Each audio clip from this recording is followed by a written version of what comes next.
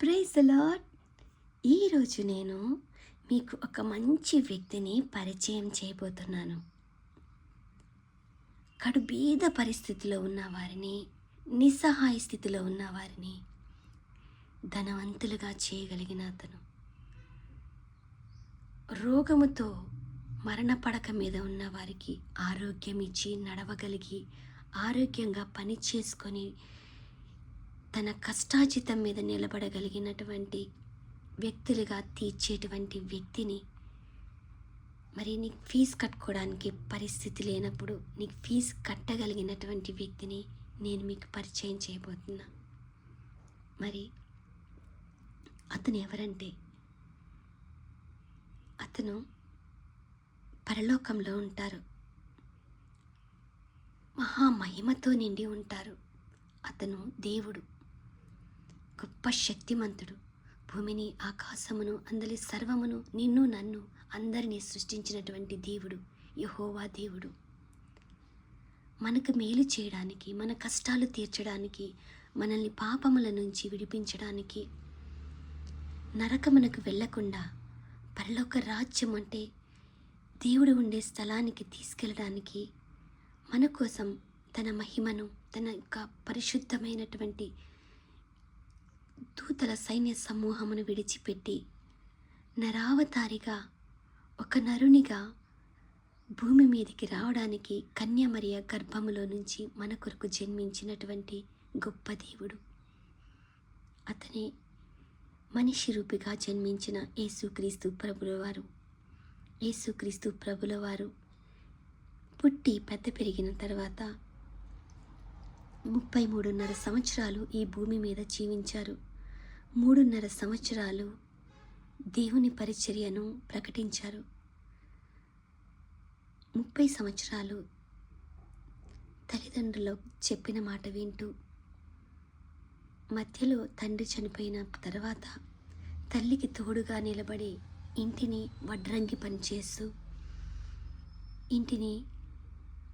ఇంట్లో ఉన్న వారికి సహాయం చేస్తూ పోషించి నిలబడినటువంటి మనిషి, మహాదేవుడు.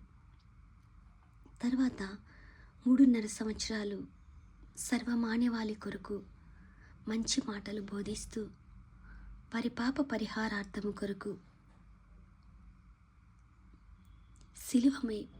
శిలువయాగం, శిలువ మ్రానుపై మన కొరకు అనేకమైన హింసలు భరించి చనిపోయి తిరిగి లేచి పరలోక రాజ్యానికి వెళ్ళారు.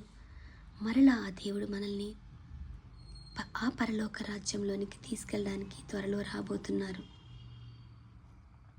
కాబట్టి ప్రతి వారం కూడా మనం చేసినటువంటి పాపములను ఒప్పుకుంటూ తగినంత మటుకు పరిశుద్ధంగా ఉండాలి. అదే రీతిగా ఎవరైతే ఏ కష్టంలో ఉన్నారో వారు యేసుక్రీస్తు ప్రభుల వారికి చెప్పుకున్నప్పుడు, అంటే ఒక మనిషికి మన బాధలు ఎలా చెప్తామో అలా, యేసయ్యా నాకు ఈ కష్టం ఉందయ్యా, ఈ కష్టం నుంచి నన్ను విడిపించయ్యా అని దేవునితో మనం చెప్పినప్పుడు మన కళ్ళకు కనిపించరు, కానీ కనిపించాలి అని అనుకున్నప్పుడు దేవుడు ఖచ్చితంగా కనిపిస్తారు.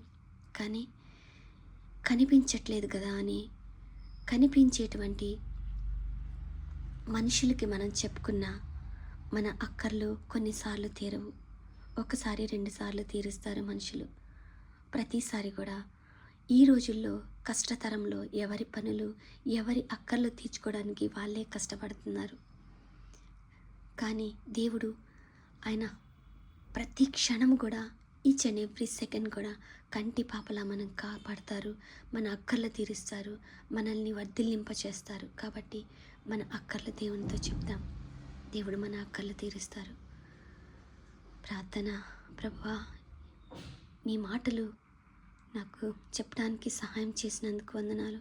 ఏ ఒక్కరైతే ఈ మాటలు విని ప్రభువా, దేవా, నాయనా, తండ్రి మీతో మాట్లాడుతున్నారో ప్రభువా, వారి మాటను మీరు వినండి, వారి అక్కర్లను తీర్చి ప్రభువా తండ్రి, వారి కూడా ఇటు రీతిగా అనేకులకి ప్రభువా మిమ్మల్ని పరిచయం చేయడానికి సహాయం చేయమని తండ్రి, మేమందరము కూడా ముఖ్యముగా ప్రభా దేవా నరకమునకు పాత్రలు కాకుండా సంతోషించేటువంటి పరలోక రాజ్యమునకు వారసులుగా మేమందరం ఉండునట్లు పరిశుద్ధతను అనునిత్యము కాపాడుకుంటూ మా ఆలోచనలను మా క్రియలను ప్రభువ బహుభద్రముగా జ్ఞానయుక్తముగా దేవుని యందు భయభక్తులతో నడుచుకునే మార్గములో మమ్మల్ని అందరినీ నడిపించమని యేసు నామమున స్తుతించి వేడుకొంచున్నాను తండ్రి.